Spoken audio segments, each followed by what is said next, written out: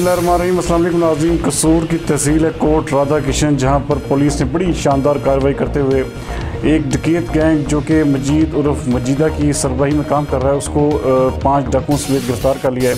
कसूर से हमारे ब्यूरो चीफ मोहम्मद अलीम के मुताबिक कोट राधा किशन पुलिस की ये बड़ी कार्रवाई सामने आई है, जिसमें डकैत मजीद उर्फ मजीदा को 5 साथियों समेत गिरफ्तार कर लिया गया है। मुलजमान दर्जनों डकैती राहज़नी की वारदातों में पुलिस को मतलूब थे। मुलजमान से भारी तादाद में असला, गोलियां, नकदी और मोटरसाइकिल भी बरामद हुए हैं। थाना कोट राधा किशन के SHO मलिक कफ़ायत खोखर का कहना है कि मुलजमान कसूर समेत दीगर इलाकों में भी डकैती की वारदातों में मुलव्वस हैं।